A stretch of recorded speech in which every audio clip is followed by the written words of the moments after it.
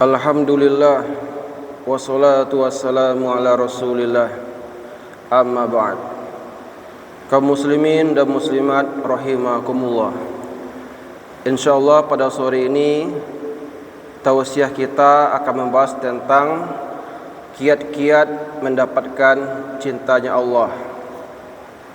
Kaum muslimin dan muslimat rahimakumullah, para ulama telah menjelaskan bahwa ada beberapa sebab yang dapat mengantarkan seseorang mendapatkan cintanya Allah.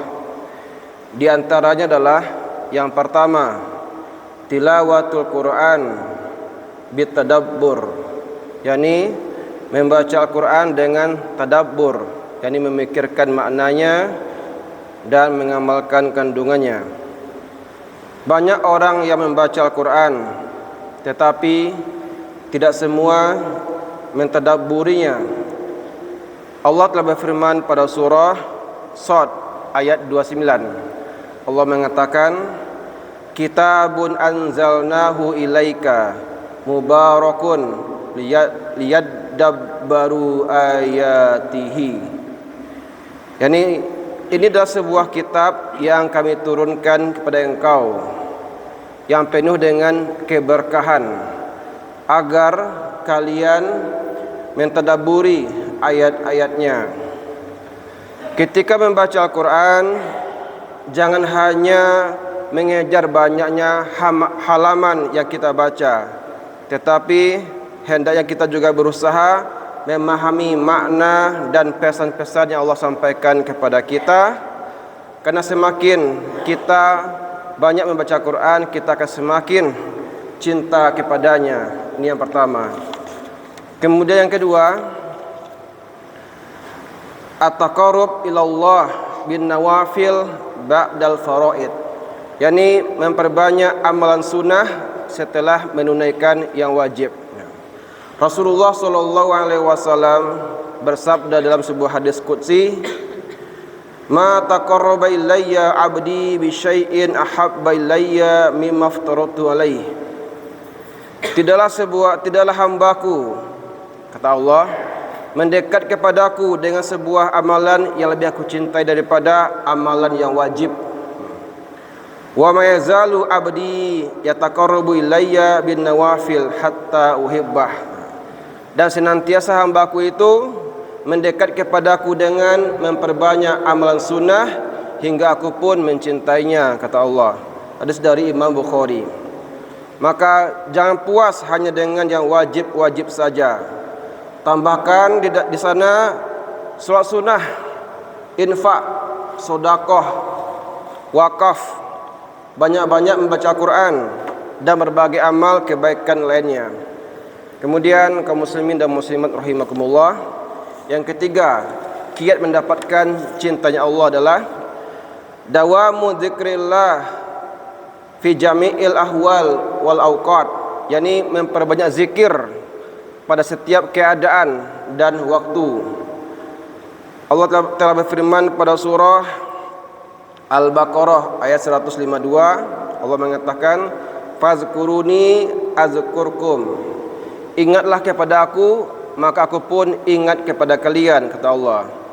Dan Allah juga mengatakan, ala bizikrillah tatma'innul qulub, ketahuilah hanya dengan berzikir pada Allah hati kita akan menjadi tenang.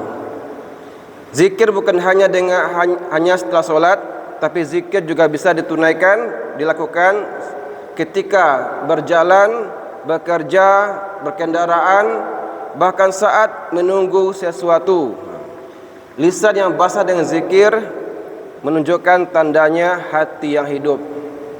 Kemudian yang keempat, kiat-kiat mendapatkan cintanya Allah, yaitu taqdimu mahabbillah ala hawan nafsi inda ta'rudihima, jadi mendahulukan ridha Allah daripada hawa nafsu.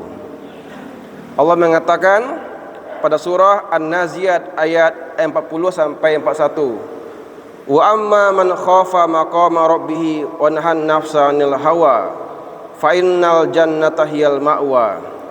Adapun orang yang takut dengan Allah dan menahan dirinya dari hawa nafsunya, maka sesungguhnya surgalah tempat kembalinya. Kadang kita dihadapkan dengan pilihan antara mengikuti hawa nafsu dan mengikuti perintah Allah.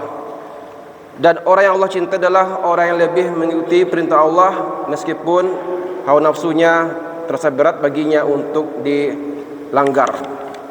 Kemudian yang kelima, kiat mendapatkan cintanya Allah. At-tadabbur fi asma'illah al-husna wa sifatihi wa fahmu ma'niha wa du'a biha.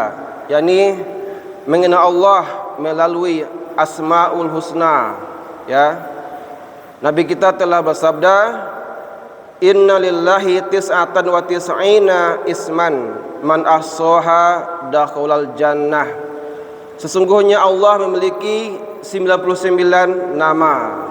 Man ahsaha, siapa saja yang menghitungnya, siapa saja yang memahaminya dan mengamalkan kandungannya, dakhalal jannah, maka dia akan masuk surga. Semakin kita mengenal Allah sebagai Ar-Rahman yang Maha Pengasih, Ar-Rahim Maha Penyayang, Al-Ghafar Maha Pengampun, Al-Latif Maha Lembut, maka semakin besar cinta kita kepadanya. Yang keenam adalah istish'aru ni'amillah wa syukruhu 'alaiha fis sarra wad dara, yakni merenungi nikmat Allah dan bersyukur atasnya baik di waktu sempit maupun lapang. Allah mengatakan pada surah Ibrahim ayat 34, wa in ta'uddu ni'matallah la tahsuha. Wahai kaum muslimin, jika kalian menghitung nikmat Allah, kalian tidak akan mampu. Seringkali kita sibuk menghitung masalah dan lupa menghitung nikmat. Padahal kesehatan, iman, keluarga kita, keamanan dan kesempatan beribadah semuanya merupakan karunia Allah.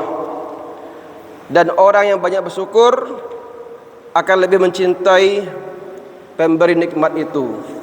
Kemudian yang ketujuh, inkisarul qalbi wa zulluhu baina yadillahi ta'ala mal ikhlasi wal khusyuk. Jadi merendahkan diri di hadapan Allah. Allah mengatakan, ya ayyuhan nas antumul fuqara ilallah. Wahai manusia, sesungguhnya kalian amat sangat membutuhkan Allah. Maka semakin seseorang merasa membutuhkan Allah, semakin dekat ia kepada Allah. Sebaliknya, kesombongan adalah penghalang terbesar menuju cintanya Allah. Kemudian yang terakhir, kiat mendapatkan cintanya Allah adalah al-khalwah billah fi sulusil akhir minal laili bil qiyami wad du'a wal zikr. Yani bermunajat kepada Allah di sepertiga malam terakhir, baik dengan cara doa, zikir maupun solat. Nabi kita telah bersabda, yanzilu rabbuna tabaraka wa ta'ala kullu lailah ila sama'id dunya. Sesungguhnya Allah turun ke langit dunia setiap hari, yakni hina yabqa sulusil lailil akhir, yakni ketika malam tinggal sepertiganya. Maka barang siapa yang di waktu itu berdoa, Allah akan mengabulkan doanya, dan siapa yang meminta ampun, Allah pun akan mengampuni dosa-dosanya. Kaum muslimin dan muslimat rahimakumullah, inilah tips-tips untuk mendapatkan cintanya Allah. Semoga bermanfaat. Wassalamualaikum warahmatullahi wabarakatuh. Ya.